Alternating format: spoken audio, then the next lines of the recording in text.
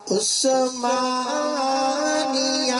ادارہ ہر آنکھ کا ہے تارا۔ الحمد للہ وکفى والصلاة والسلام على سید الرسل وخاتم الانبیاء اما بعد فاعوذ باللہ من الشیطان الرجیم بسم اللہ الرحمن الرحیم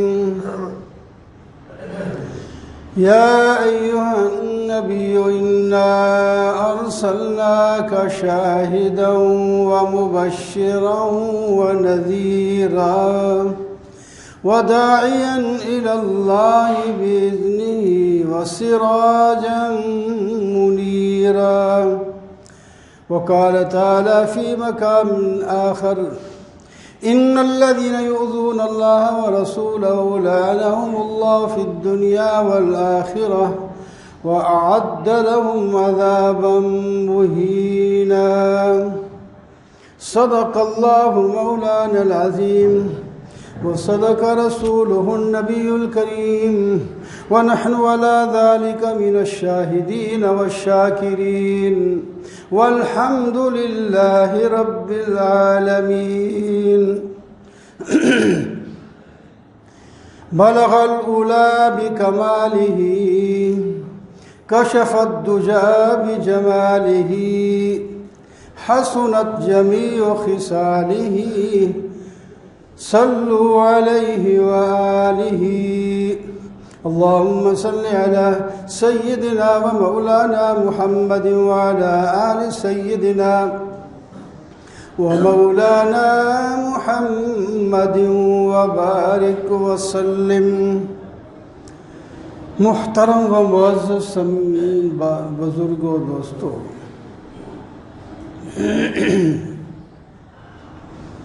سورہ احزاب کی 2 آیات تلاوت ہوئی ہیں۔ آج ربیع الاول کی 12 تاریخ ہے۔ اختلاف تو ہے کس تاریخ کو آپ دنیا میں تشریف لائے تھے، لیکن اب قوم اس تاریخ پر جمع ہو چکی ہے، ٹھیک ہے، بس 12 ربیع الاول کو ہی ولادت کا دن مناتے ہیں، اور یہی وہ مہینہ ہے اور یہی تاریخ ہے جس میں آپ اس دنیا سے آخرت کی طرف رفیق الاعلیٰ کے پاس تشریف لے گئے تھے۔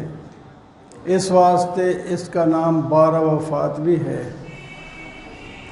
لیکن یہ 12 وفات والی بات کو پس پشت ڈال کر صرف ولادت کو ہم اپنے انداز میں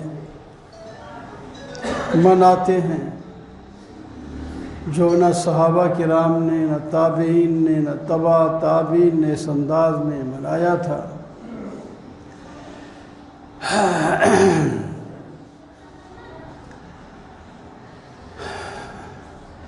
اور دوسری بات جو ہے ساتھ، دشمن کہاں تک پہنچ چکے ہیں کہ نبی کریم صلی اللہ علیہ وسلم کی گستاخیاں پہلے بھی کرتے آئے اور اس کا جواب بھی ہوتا آیا ہے۔ ایسی مار کھائی کہ پھر سر نہیں اٹھاتے، پھر ایک مدت کے بعد پھر سر اٹھاتے ہیں۔ دشمنی تو دشمنی ہوتی ہے نا، وہ جب موقع ملتا ہے اس کو ظاہر کر دیتے ہیں، ورنہ دبی رہتی۔ تو میرے دوستوں اور بزرگوں، نبی کریم صلی اللہ علیہ وسلم خاتم الانبیاء ہیں۔ نبوت ایک آسمان ہے اور آپ اس کے آفتاب ہیں۔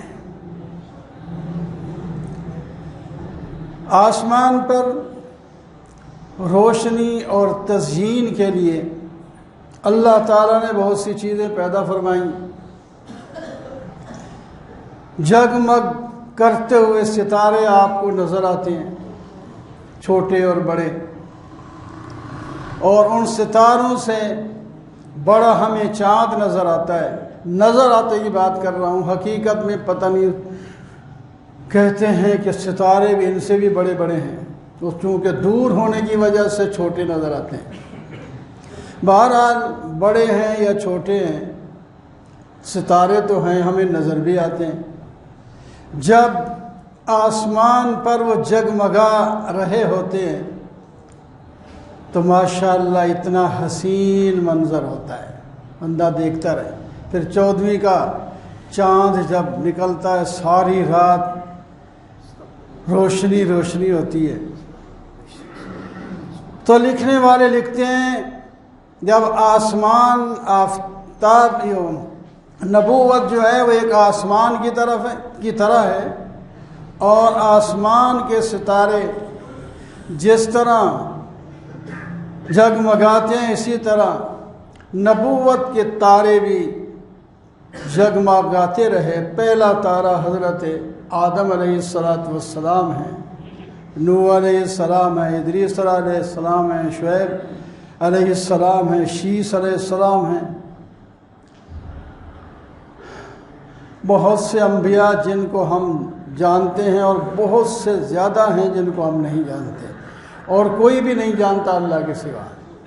خود اللہ تعالیٰ نے فرمایا نبی علیہ السلام سے ہم نے رسول بھیجے ہیں، بعض کے بارے میں جو ہم نے آپ کو اطلاع دے دی، فلاں نبی فلاں قوم کی طرف آیا تھا، فلاں اس کی جو ہے قوم ہے، اور اس کی یہ تقریر ہے، یہ بیان ہے، وہ قرآن میں ذکر ہے۔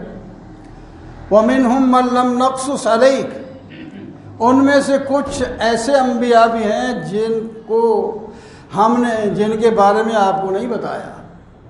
تو جب نبی علیہ السلام سارے نبیوں کو نہیں جانتے تو اور امت کا کون سا بندہ ہے جو سب کو جانے؟ تو جاننے کی ضرورت ہی نہیں۔ ہمیں ایمان لانا ہے، ایمان سب پہ لانا ہے، جمالی جن کا نام ہم جانتے ہیں اس کو نام کے ساتھ نبی ماننا ہے، اور جس کے بارے میں ہم کچھ نہیں جانتے اور اللہ کا نبی ہے، ہم اس کو بھی مانتے ہیں، اللہ کا نبی ہے۔ تو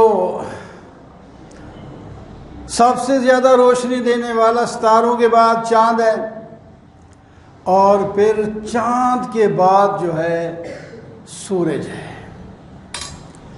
سورج کی اتنی روشنی ہے، ساری روشنیاں، خواہ چاند آسمان پہ کھڑا ہو، ستارے کھڑے ہوں، کوئی بھی نظر نہیں آتا، اور سورج کی روشنی پوری دنیا میں پہنچتی ہے۔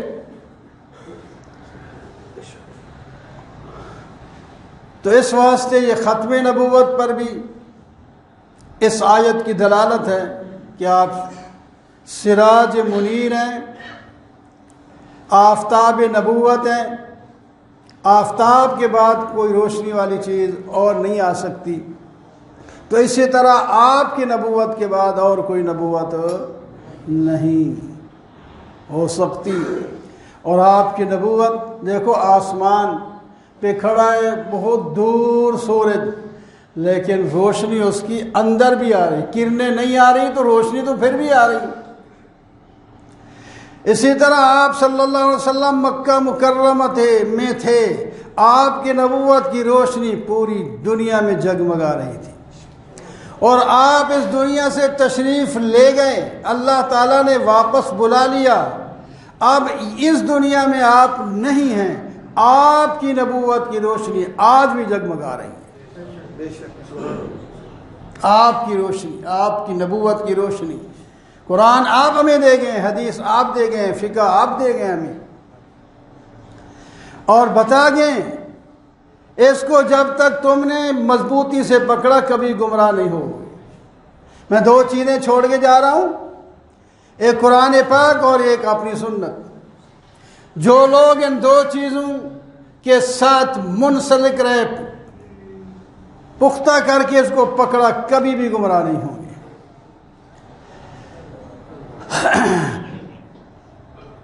اور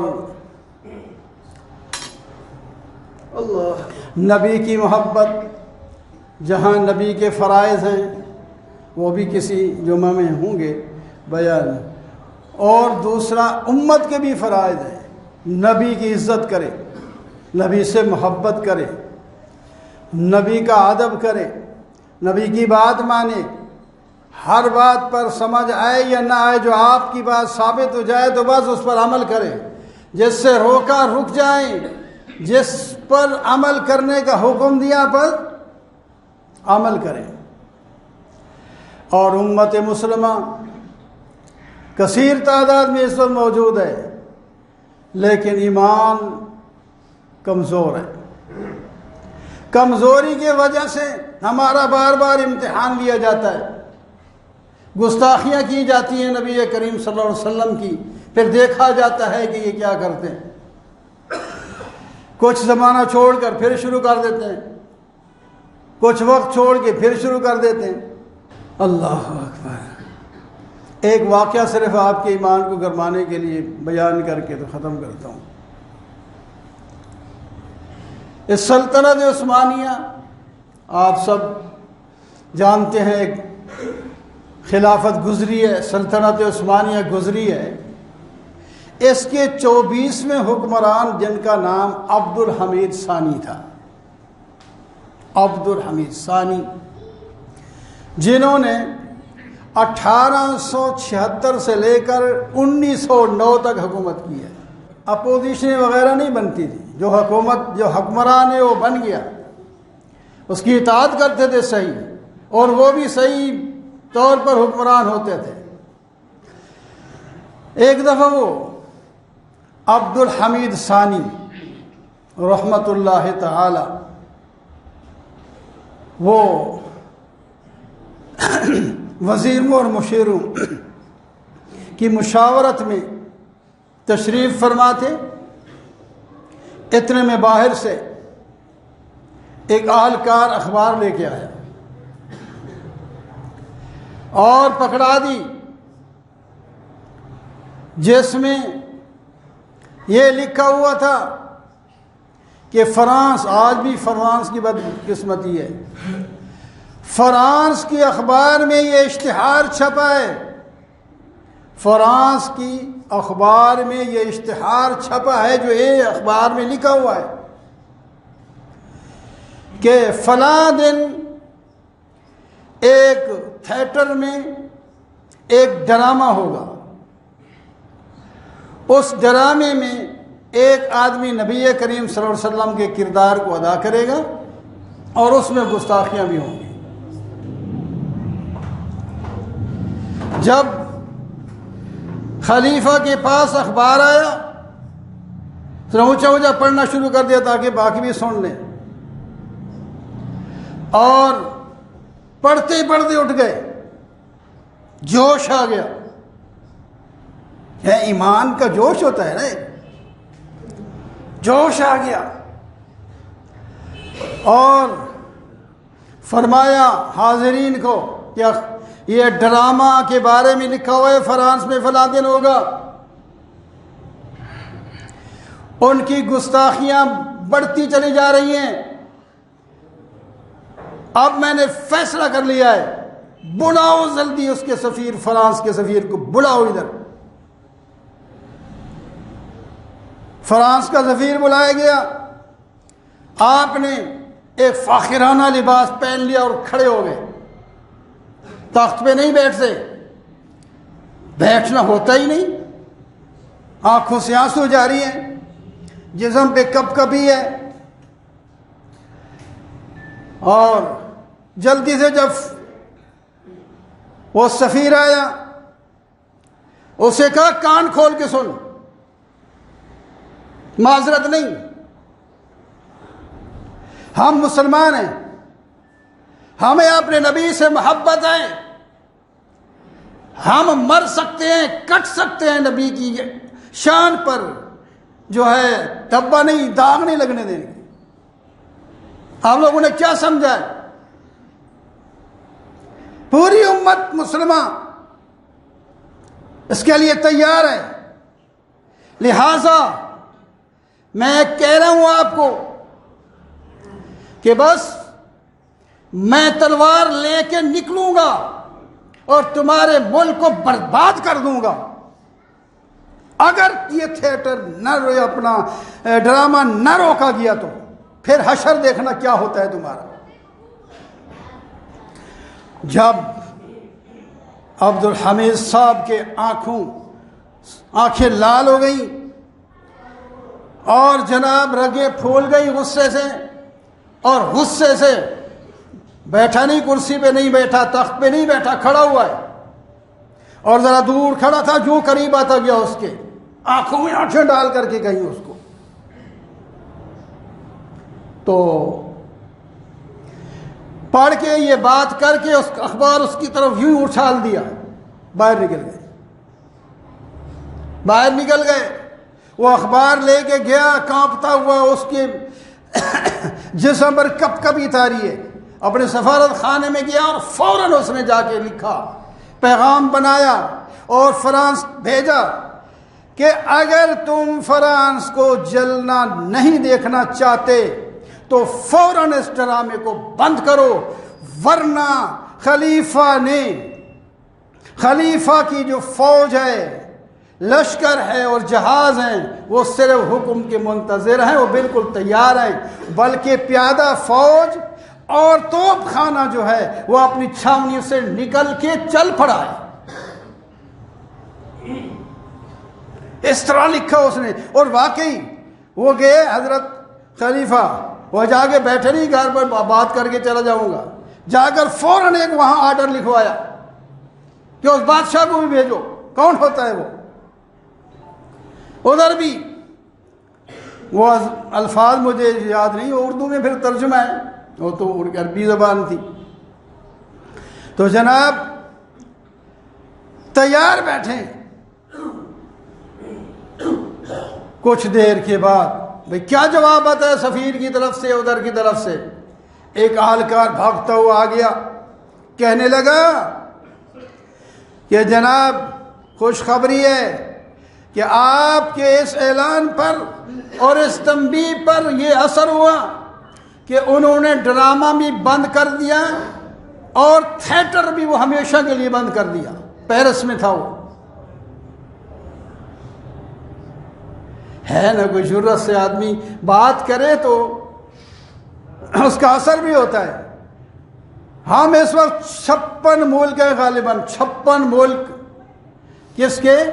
مسلمانوں کے، وہ صرف آپس میں لڑ رہے ہیں یا آپس میں ملک کے بھی اپنے اپوزیشن ہے اور حکومت آپس میں لڑ رہی ہے، اور جہاں عوام بھی پس رہی ہے اور کسی کو ہم مؤثر جواب بھی نہیں دے سکتے، وہ کہتے ہیں بس کہیں سے ڈالر ملے، قرض میں ملے، وہ کھائیں پئیں عیش مرائیں، اور کب تک کھاؤ گے، کب تک زندگی رہے گی؟ اگر ایک دفعہ بھی ایک چھوٹا موٹا جو بیان دے دیا ہے طیب اردوغان نے تو وہ جلن لگی ہے کہ نہیں لگی ان کو؟ فرانسی پھر کیا کہہ رہے تھے؟ تو اسی طرح ایک دو بیان آ جاتے تو کیا ہوتا تھا؟ ابھی تک اس کو تو اس کی بےعزتی اس نے اپنی سمجھی، اس میں تو اس کو تکلیف ہوئی۔ جو نبی علیہ السلام وہ اللہ کے بندے، وہ تمہارے بھی نبی ہیں، صرف ہمارے نبی نہیں۔ ہم نے تو آپ کی بات قبول کر لی، ہم امت اجابت ہیں، ہم نے مان لیا، تم امت دعوت ہو، تمہاری طرف بھی نبی بنا کر کے بھیجیں گے، اپنے نبی کے خلاف باتیں کرتے۔ تو اس واسطے ہم جو ہے اس کو برداشت نہیں کرتے اور ایک قرارداد پیش کرتے ہیں، سارے ہاتھ دونوں کھڑے کر کے۔ آپ کہیں کہ جناب یہ جو فرانس والے ہیں ان کو چاہیے کہ جلدی بند کریں، ورنہ ہم تیار ہیں، ہم تیار ہیں مقابلے کے لیے. ہم مر سکتے ہیں، جل سکتے ہیں، سڑ سکتے ہیں، لیکن اپنی نبی کی شان پر جو ہے کوئی چیز برداشت نہیں کر سکتے. وَأَقُولُ قَوْلِي هَذَا